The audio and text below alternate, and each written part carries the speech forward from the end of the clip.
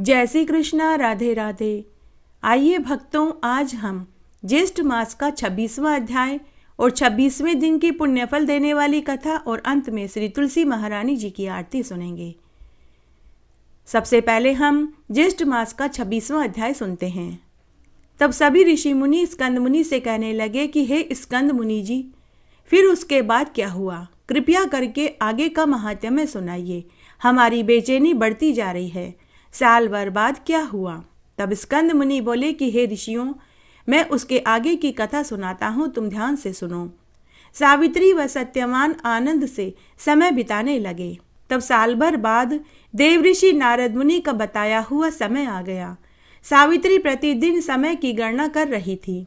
जब अंतिम 3 दिन शेष रह गए तो सावित्री ने 3 रात्रि का व्रत धारण किया। रात दिन एक ही आसन पर भूखी प्यासी बैठी कठोर तपस्या करने लगी। उसने निश्चय कर लिया कि चौथे दिन ही व्रत की समाप्ति करूंगी। सावित्री के सास ससुर अपनी पुत्रवधू का दुख साध्य नियम सुनकर बहुत दुखी हुए। उन्होंने अपनी पुत्रवधू से कहा कि हे पुत्री, तुमने यह कठोर व्रत क्यों धारण किया है? हे कल्याणी, 3 दिन का समय बड़ी कठिनाई से बीतेगा। ज्येष्ठ मास की गर्म ऋतु का महीना है। बिना अन्न जल के तुम कैसे जीवित रह पाओगी? परंतु सावित्री ने अपने सास ससुर को सच्चाई नहीं बताई कि आपका पुत्र 3 दिन बाद मर जाएगा।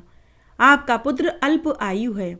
मैं उन्हीं के लिए यह व्रत कर रही हूँ, क्योंकि वह जानती थी कि यह बात किसी व्रज के समान कठोर समाचार देने वाली है। अगर मैंने यह बात अपने सास ससुर को बता दी तो वे जीवित नहीं रह पाएंगे। तब उसने अपने सास ससुर को तसल्ली देते हुए कहा कि आप मेरी चिंता मत कीजिए, मुझे कुछ नहीं होगा। उसी समय सत्यवान रोज की तरह कुल्हाड़ी लेकर जंगल में लकड़ी काटने और जंगल से कंद मूल फल लाने के लिए जाने लगा। उसे जाता देखकर सावित्री अपने पति से बोली कि हे स्वामी, आज आप मेरे कहने से वन में मत जाइए। यदि आप जाना चाहते हैं तो मैं भी आपके साथ वन में चलूंगी। हे मानद, मुझे इस आश्रम में रहते हुए 1 बरस हो गया है। मैंने अब तक वन भी नहीं देखा है। तब सत्यवान अपनी पत्नी सावित्री से बोला कि हे कल्याणी, मैं स्वतंत्र नहीं हूँ। मेरे माता पिता से तुम आज्ञा ले लो। अगर वे तुम्हें अनुमति दे देते हैं तो तुम मेरे साथ वन में चल सकती हो। तब सावित्री अपने सास ससुर के पास गई। उनके चरणों का वंदन करके कहने लगी कि हे पिताजी, हे माताजी, मैं वन में अपने पति के साथ जाना चाहती हूँ। आप मुझे वन में पति के साथ जाने की अनुमति दे दीजिए। सावित्री के वचन सुनकर राजा धुम्रसेन अपनी पुत्र वधू से बोले कि हे भद्रे, हे सुव्रते, तुमने 3 दिन का कठोर व्रत धारण किया है। अब उसके पारण का समय है, तुम पारणा कर लो, उसके बाद चली जाना। तब सावित्री बोली कि हे पितामह, मैंने रात्रि में चंद्रमा उगने के बाद भोजन करने का नियम लिया है।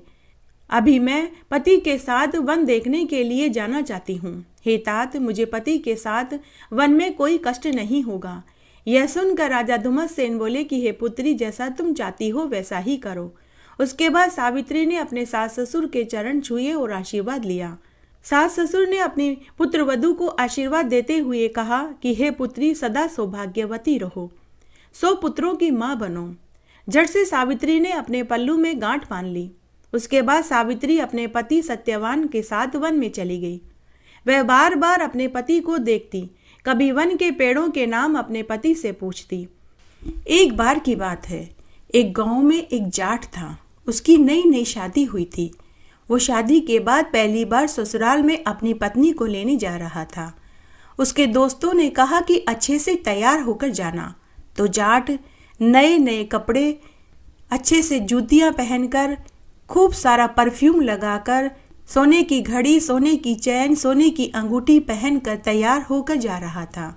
नया नया चाव, नई नई उमंग में जाट बावला हुआ जा रहा था। जब वह जा रहा था तो गांव में एक तलाई में गाय पानी पीने उतरी तो वह दलदल में फंस गई।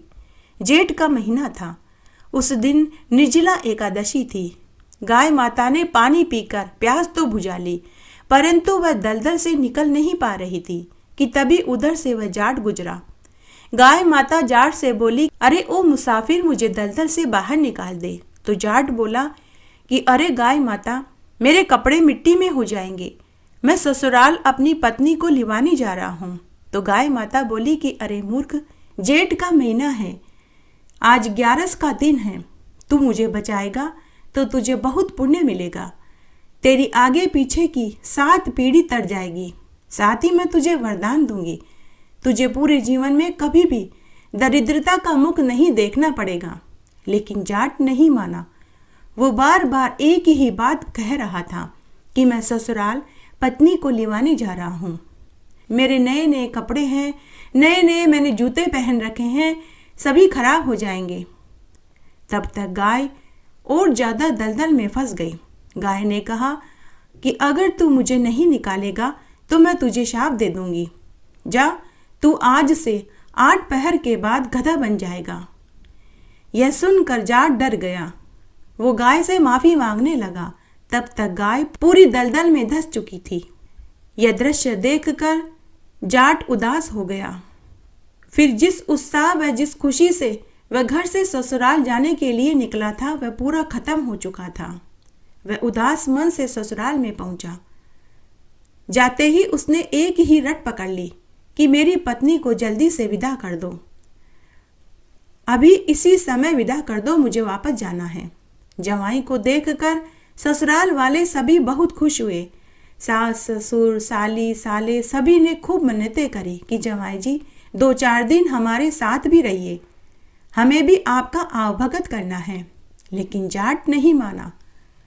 तभी उसकी पत्नी आई और बोली कि जब से आप आए हो आप एक ही रट लगाए हुए हो कि जब सब इतना कह रहे हैं तो आप मान क्यों नहीं जाते। तब उसका पति बोला कि मुझे गाय ने शाप दिया है, मैं 8 प्रहर के बाद गधा बन जाऊंगा, तुम जल्दी से यहाँ से चलो। उसकी पत्नी थोड़ी समझदार थी। अपने पति की बात मानकर उसने अपने माता पिता से कहा कि माँ बाबूजी आप अभी तो हमें विदा कर दीजिए, हम बाद में वापस आ जाएंगे। उसके बाद वे वहाँ से विदा होकर चल दिए। 8 प्रहर के बाद जाट गधा बन गया। कुछ दिन तक तो उसकी पत्नी अपने गधे पति के साथ रहने लगी, लेकिन बिना कमाई के घर कैसे चले। तब गधा अपनी पत्नी से बोला कि तू मुझे लेकर मजदूरी पर चल, कुछ न कुछ काम जरूर मिलेगा।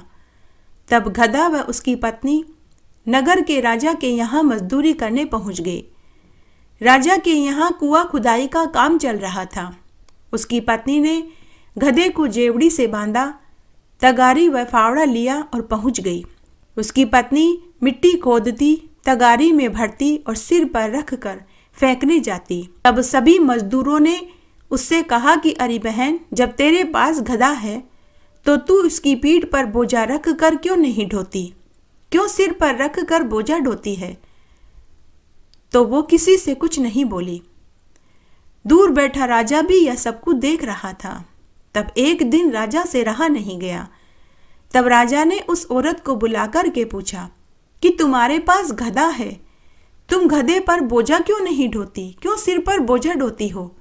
तब वह औरत बोली कि हे महाराज, यह गधा नहीं मेरा आदमी है, इसे गाय माता ने शाप दिया है। उस औरत ने राजा को पूरी सच्चाई बता दी। सच्चाई सुनने के बाद राजा को महान आश्चर्य हुआ।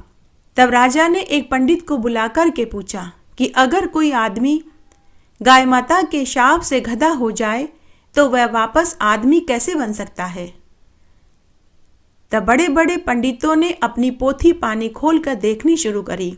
तब उनमें से एक पंडित जी राजा से बोला कि महाराज, एक उपाय है, उस उपाय से गधे को इंसान बनाया जा सकता है। राजा ने पूछा कि बताइए क्या उपाय है। तो पंडित जी ने कहा, अगर किसी व्यक्ति ने अपने जीवन काल में 24 एकादशी का व्रत किया हो और अगर वह अपने व्रत का पुण्य इस गधे को दे दे तो यह वापस आदमी बन सकता है। तब राजा ने पूरी नगरी में ढिंडोरा पिटवा दिया कि अगर किसी ने अपने जीवन काल में 24 एकादशी का व्रत किया हो तो वह अपने व्रत का पुण्य इस गधे को दे दे तो यह आदमी बन सकता है। बदले में मैं उस व्यक्ति को मुंह मांगा इनाम दूंगा। पूरी नगरी में कोई ऐसा नहीं था जिसने अपने जीवन काल में 24 एकादशी के व्रत किए हों। किसी ने 11 करी थी तो किसी ने 7 करी थी।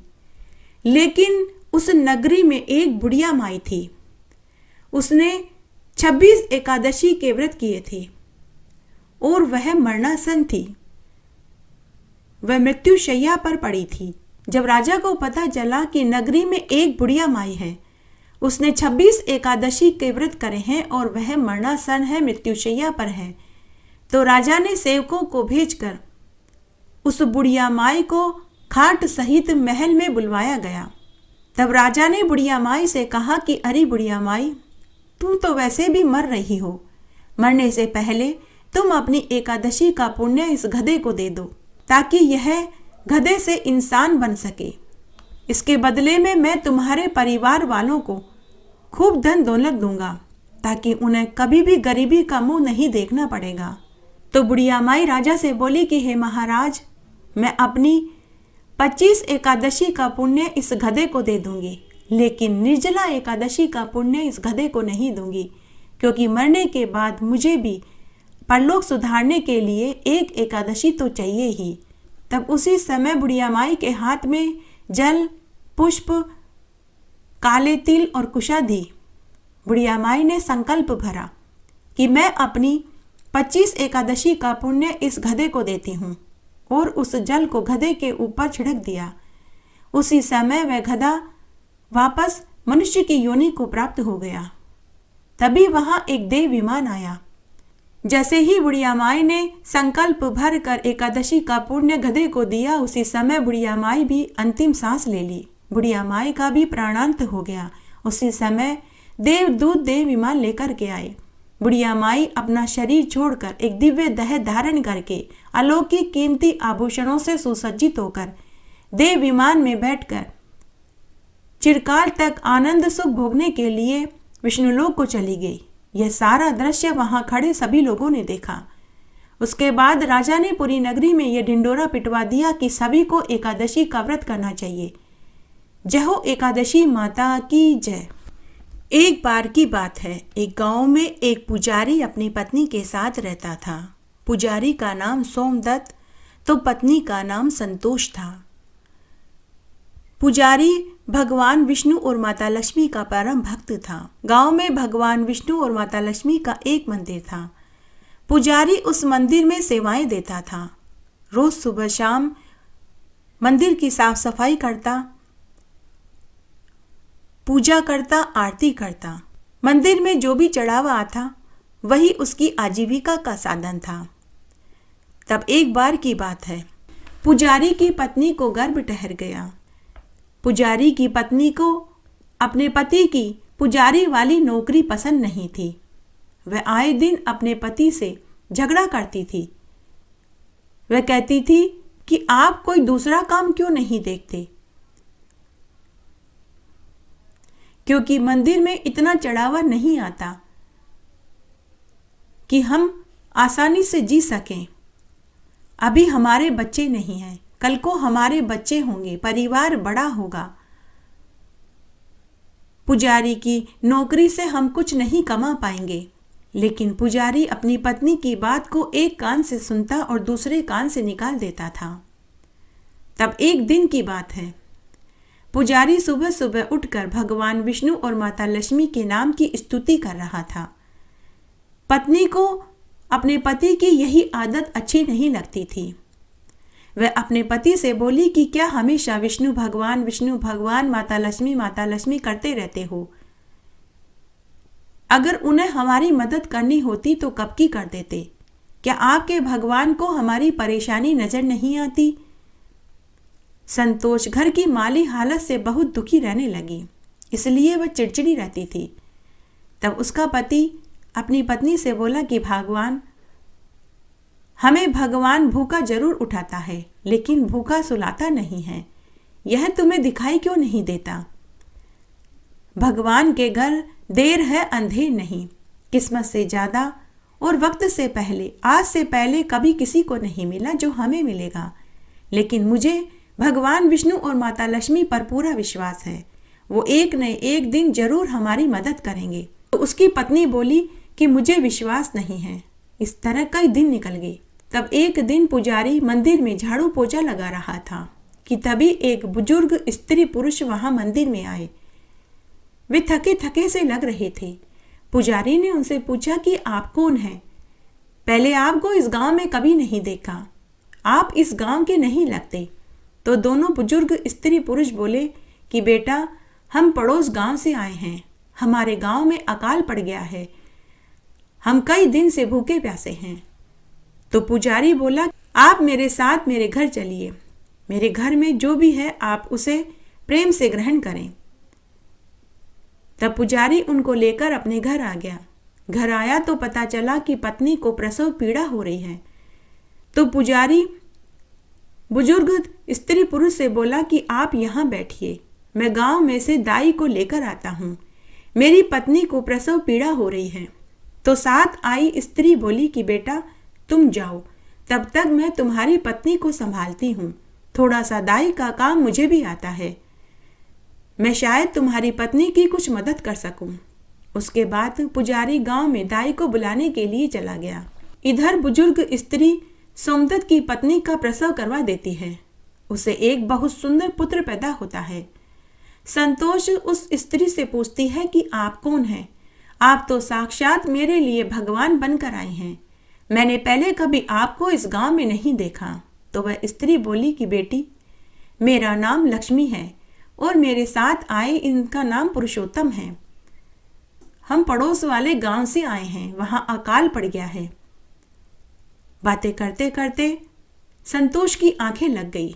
वे स्त्री पुरुष कोई और नहीं, साक्षात भगवान विष्णु और माता लक्ष्मी थे। उनके घर में आने से ही उनका घर अन्न-धन के भंडार से भर गया। जाते जाते वे घर को ठोकर मार गए तो उनका घर सुंदर महल में बदल गया और फिर वे अंतर्ध्यान हो गए। जब सोमदत्त गांव में से दाई को बुलाने के लिए दाई के घर गया तो पता चला कि दाई पड़ोस गांव में प्रसव करवाने गई हुई है। सोमदत्त घबराया घबराया भागता भागता घर आया। जब वह अपने घर के पास आया तो उसने देखा कि उसके घर की जगह एक बहुत सुंदर महलनुमा मकान खड़ा है। तो सोमदत्त पुजारी आश्चर्य में पड़ गया। एक बार तो वह घर में घुसने से डरने लगा, लेकिन पत्नी की याद आते ही वह घर में घुसा। घर में गया तो उसने देखा कि उस घर में अन्न-धन के भंडार भरे पड़े थे। उसकी पत्नी सो रही थी और पास में एक नवजात शिशु सोने के पलने में सो रहा था। सोमदत्त पुजारी ने अपने साथ वाले स्त्री पुरुष को अपने घर में ढूंढा, लेकिन वे कहीं नहीं मिले। सोमदत्त अपनी पत्नी के पास बैठ गया और जागने का इंतजार करने लगा। 1 घंटे के बाद उसकी पत्नी की आंखें खुली। उसने भी अपने घर को नया देखा और घर में अन्न-धन के भंडार देखे तो वह भी आश्चर्य में पड़ गई। सोमदत्त पुजारी ने अपनी पत्नी से पूछा कि मेरे साथ स्त्री पुरुष आए थे, वो कहाँ चले गए? तो संतोष ने पूरी बात बताई कि उसी स्त्री ने मेरा प्रसव करवाया है। वह स्त्री अपना नाम लक्ष्मी और साथ वाले पुरुष का नाम पुरुषोत्तम बता रही थी। यह सुनते ही पुजारी का माथा ठनका। उसने अपनी पत्नी से कहा कि वो कोई और नहीं, स्वयं भगवान विष्णु और माता लक्ष्मी थे। तब संतोष को भी अपनी गलती पर पछतावा होने लगा। संतोष अपने पति से माफी मांगती तो कभी विष्णु भगवान और माता लक्ष्मी से माफी मांगती। संतोष अपने पति से बोली कि हे स्वामी, आप सच कहते थे कि सब्र का फल मीठा होता है। भगवान के घर देर है अंधेर नहीं है। उस दिन से दोनों पति पत्नी माता लक्ष्मी और विष्णु भगवान के मंदिर में बारी बारी से झाड़ू पोछा लगाने लगे और वे दोनों हर एकादशी का उपवास करने लगे और भगवान विष्णु और माता लक्ष्मी का पूजन करने लगे। एकादशी की कहानी। एक बार एक गांव में एक गरीब माँ बेटे थे। बेटा जंगल से लकड़ियां काटकर शहर में बेचता था और उन पैसों से घर का सामान खरीद कर लाता। उसी से उनका गुजर बसर चलता था। तब एक बार की बात है, उनके नगर में एक साधु महात्मा जी आए। सारे नगरवासी साधु महात्मा जी का प्रवचन सुनने के लिए पहुंच गए। वहां वे दोनों माँ बेटे भी पहुंच गए।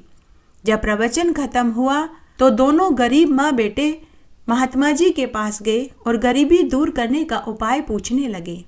तब साधु महात्मा ने कहा कि महीने की दोनों एकादशी का उपवास रखो, विष्णु भगवान और माता लक्ष्मी का पूजन करो, तुम्हारी सारी दरिद्रता दूर हो जाएगी। भगवान नारायण व माता लक्ष्मी की कृपा बरसने लगेगी। तब दोनों माँ बेटे ने एकादशी का उपवास करना शुरू कर दिया। दोनों माँ बेटे दोनों पक्ष की एकादशी का उपवास रखने लगे। इस तरह समय गुजरने लगा। तब एक दिन उस नगर का राजा जंगल में शिकार खेलने गया। शिकार तो मिला नहीं, लेकिन राजा की बेशकीमती हीरे की अंगूठी जंगल में कहीं खो गई। राजा के सिपाहियों ने राजा की अंगूठी को खूब ढूंढा, लेकिन वह कहीं नहीं मिली। फिर राजा ने नगर में ढिंडोरा पिटवा दिया कि जिसे भी मेरी अंगूठी मिले उसे वापस कर दे, बदले में मैं उसे मुंह मांगा इनाम दूंगा। तब एक दिन बुढ़िया का बेटा जंगल में लकड़ियां बीन रहा था कि तभी उसे एक चमकती सी चीज दिखाई दी। बुढ़िया के बेटे ने चमकती सी चीज उठाई तो वह अंगूठी निकली। बुढ़िया का बेटा लकड़ियां बेच कर घर आया। तब बुढ़िया का बेटा अपनी माँ से बोला कि माँ, आज जब मैं जंगल में लकड़ियां बीन रहा था तो मुझे वहां यह अंगूठी मिली। बुढ़िया ने कहा कि बेटा, यह अंगूठी तो हमारे नगर के राजा की है। हम दोनों कल राजमहल में चलेंगे और यह अंगूठी उन्हें वापस कर देंगे। दूसरे दिन बुढ़िया अपने बेटे के साथ महल में पहुंची और राजा को उनकी अंगूठी दे दी। राजा अपनी अंगूठी पाकर बहुत खुश हुआ। राजा ने उनसे वर मांगने को कहा। तब बुढ़िया माई राजा से बोली कि महाराज, हम तो ठहरे गरीब आदमी, हमें मांगना नहीं आता। जो आपको ठीक लगे आप वही दे दीजिए। तब राजा ने उन्हें खूब सारा धन दौलत दिया, साथ ही अपनी सुंदर सी राजकुमारी का विवाह बुढ़िया के बेटे से करवा दिया। तो यह है एकादशी के व्रत का फल। जय हो तुलसी मैया की। तुलसी महारानी नमो नमो, हरि की पटरानी नमो नमो। बन तुलसी पूरन तप कियो मैया, शालग्राम महापटरानी। जाके मंज मंजरी कोमल मैया, श्रीपति चरण कमल लपटानी। धूप दीप नैवेद्य आरती मैया, पुष्पन की वर्षा बरसानी। 56 भोग 36 व्यंजन मैया, बिन तुलसी हरि एक न मानी। सामरो सखी माई तेरा यश गावे मैया, भक्तों वर दीजे महारानी। तुलसी महारानी नमो नमो, हरि की पटरानी नमो नमो। इस तरह आज हमने ज्येष्ठ मास का यह महात्म्य सुनाया। आशा करती हूँ यह आपको जरूर पसंद आएगा। मेरे साथ बने रहने के लिए आपका धन्यवाद। आगे आने वाली कथा कहानी के लिए भी आप इसी तरह मेरे साथ बने रहें। धन्यवाद।